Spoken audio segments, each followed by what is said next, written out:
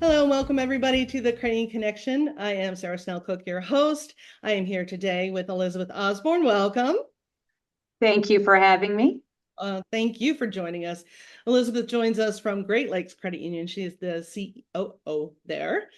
And she's going to talk about AI strategy with us, which I know so many people have so many questions, and there's misunderstandings and misinformation out there. So somebody who's actually doing it. Let's talk to Elizabeth about that. And so first, I want to kind of back up a little. I mean, I know the conferences I've been to this year have all been AI, AI, AI.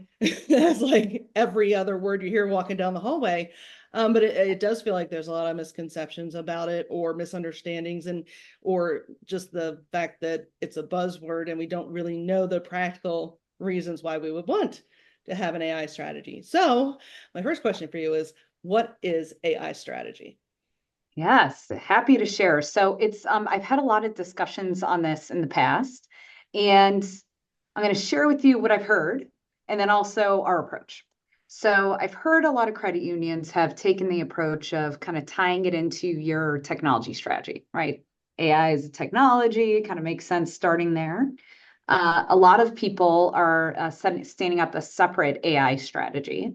And others are doing what I'd love to start doing in the future, which is creating an overarching innovation strategy, which really one AI is one of the drivers of. And then that overarching strategy, innovation strategy, aligns with your business strategies, your technology strategies, et cetera.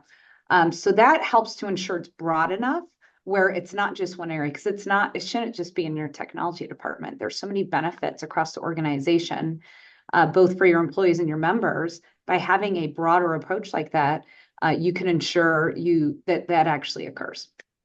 Yeah, and that's, I mean, it may be one of those things that helps break down the silos at some credit unions too, Yes, because AI does touch exactly. everything. So that's wonderful. Thank you for that. And so can you talk a little bit about specifically what is Great Lakes AI strategy? Yeah, so we started down the path about a year and a half ago, really focusing more on the customer or member service side of AI. So if you think about AI strategy, it typically follows like a few different tracks or paths.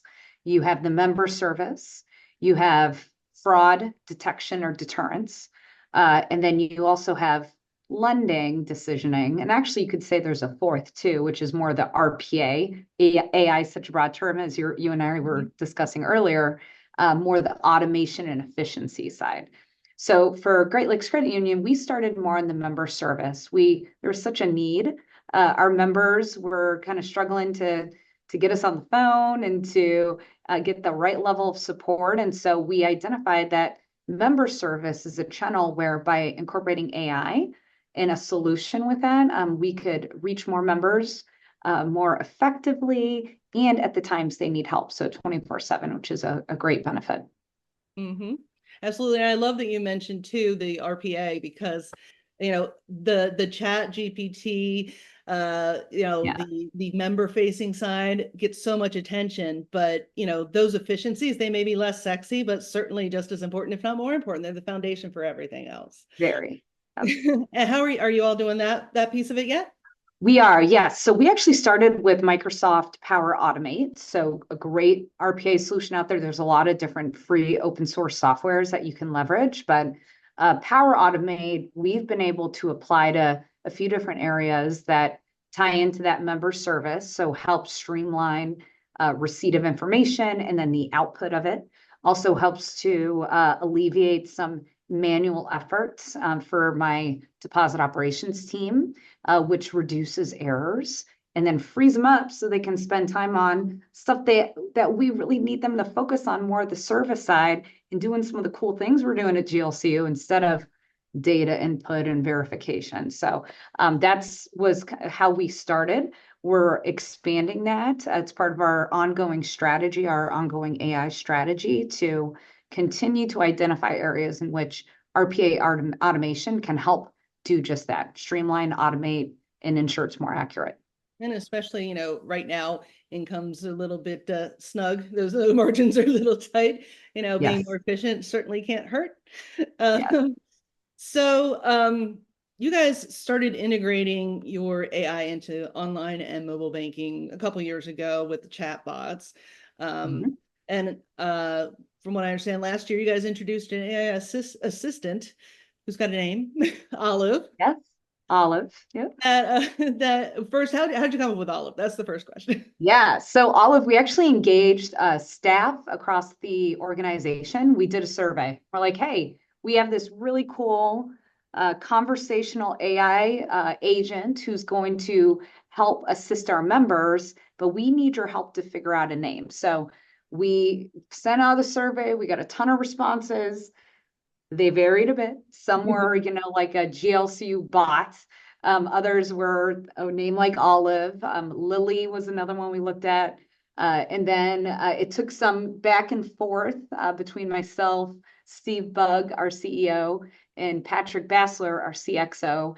And we determined by listening to the names in the solution, so Interface AI solution, we asked them for sound bites, and Olive was by far the best. It just brought a sense of calm too. So Okay.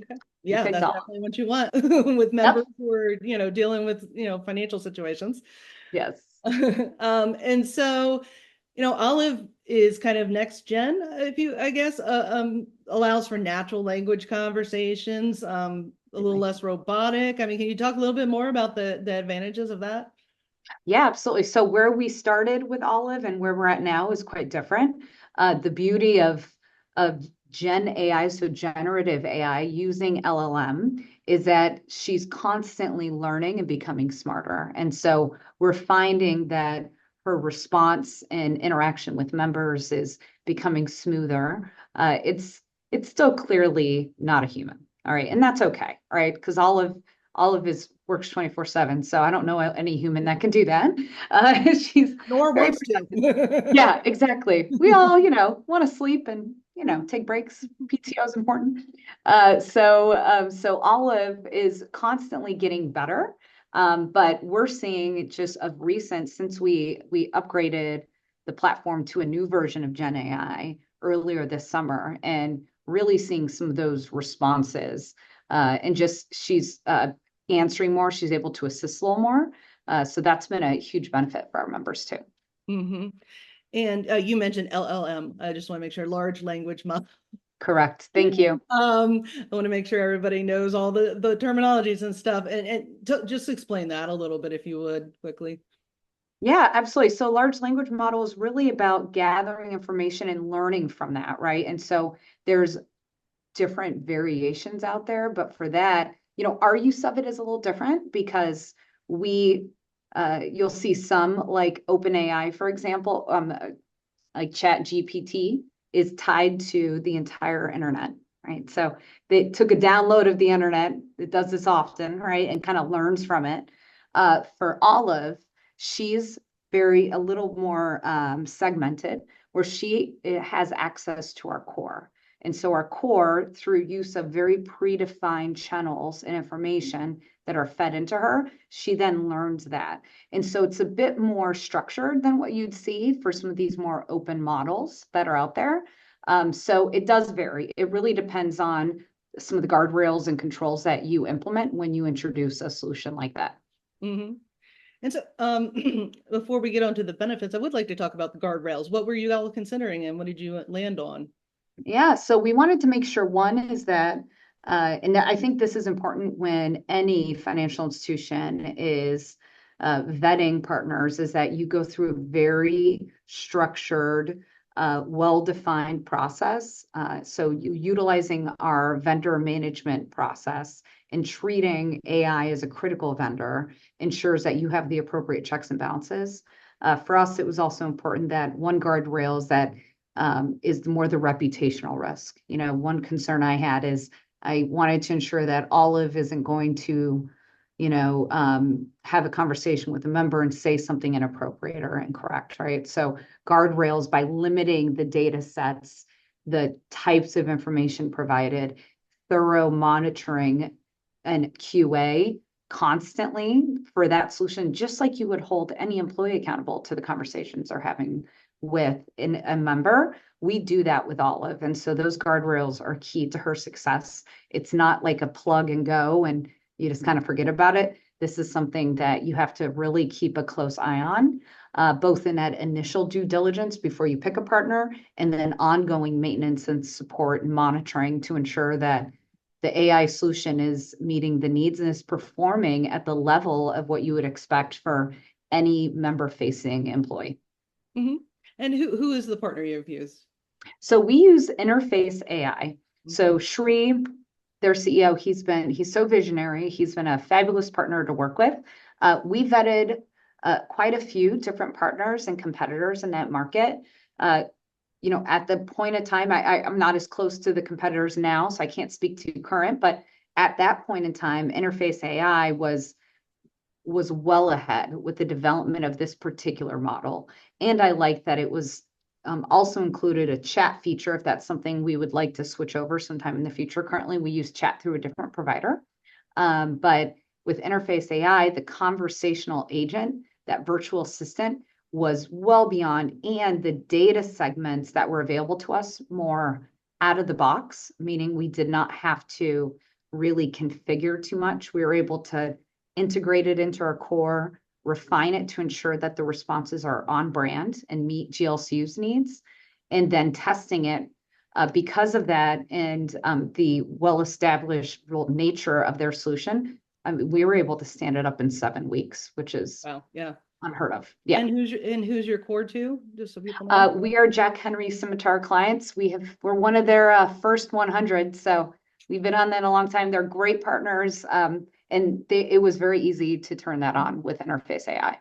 Okay, so what are the benefits that you all have seen as you've turned this on? Have like record of hours saved by your staff, or things like that that really demonstrate the ROI that you're looking for. Yeah. So prior to introducing Olive, we had a solution called telephone banking, non-AI. That solution provided members with the ability to make, selections on the phone and gain some kind of limited information like your account balance, last 5 transactions, something to that effect. Right prior to our launch of Olive, that solution was fully supporting less than 25% of all calls that came to our call center. By introducing Olive, and Olive sits at the carrier level, meaning that our main phone number, the first interaction a member has when they call our main phone number is with Olive. We have seen an over 200% increase in self-service calls since introducing Olive. So currently during business hours, she is fully servicing, meaning that the member does not need to speak to an employee because they receive the information they need. We're seeing an average of 63% of all calls self-service compared to less than 25. And then also, in addition to that, after business hours, because Olive is 24/7, that is averaging above 70%. So we're starting to see more calls on weekends and after hours because they know they can have a conversation with Olive and get the information they need. So that channel has been wildly successful. Yeah, no, that's amazing. And especially those after hours. I know, when I'm going to date myself maybe, but the Home Depot cyber attack occurred and my car got caught up in it, and Oh, calling to speak to someone at that time, and nobody, you were put on hold for 20 minutes because everybody was calling in, and then you got hung up on eventually because you were on hold for so long. And so yeah, I totally get that frustration, and how that must be, it's a solution to those after hours or over what's the word I'm looking for, you know overflow? yes, the Yeah. overflow, yes, Yeah. to help reduce that. So Yes. yeah, that's awesome. And so what are your future plans? Where are we heading with this at Great Lakes? Yeah. So, at Great Lakes Credit Union, we are very focused on growth and expansion to continue to offer services to our members. And so, as we continue down the path of M&A and looking and helping credit unions there's a lot of credit unions that need assistance. So as we merge in those additional institutions, I see great opportunities for Olive to help onboard those members. So whether it be outbound calls to remind them that their new debit card arrived, or to remind them of a location, or to send them a text where they can find information to log in to online banking. I think there's great opportunities for mergers and acquisitions to use a solution like Olive for that. But then I also am in conversations with Interface AI, as well as other partners, on areas like fraud. Fraud is rampant throughout the industry, and any place where we can find a way to detect and prevent before it becomes a fraudulent event is really a gold mine for anyone that is running a bank or a credit union. And so AI can do just that, because they learn about behaviors of members. Mhm. And so one partnership we have is with Defense Storm. So Defense Storm, we use them for fraud monitoring and cyber monitoring, and they do a really great job of detecting events today. So if we could have some type of AI overlay with that, whether through Defense Storm or someone else, to even better detect it and block it, that would hopefully decrease costs and the very negative member experience that we have when no one wants. It's a terrible feeling to have fraud on your debit card, money leave your account because of account takeover, anything that affects. So anything we can do to prevent it is a great opportunity.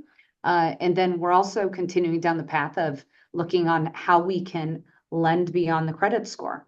So, we are a low income designated credit union. So we have a lot of members that either have very limited credit history, or their history needs some improvement. So if we had the ability to use the wealth of data that we have access to as a financial institution to say, okay, maybe your credit score isn't where it should be, but you've had 12 repeat payments to your utility company. Mhm. You've maintained a positive balance of your account for 9 months, whatever the case, right? Whatever those factors are, using that data to make better credit decisions presents a huge opportunity to provide assistance and help to our members that need it.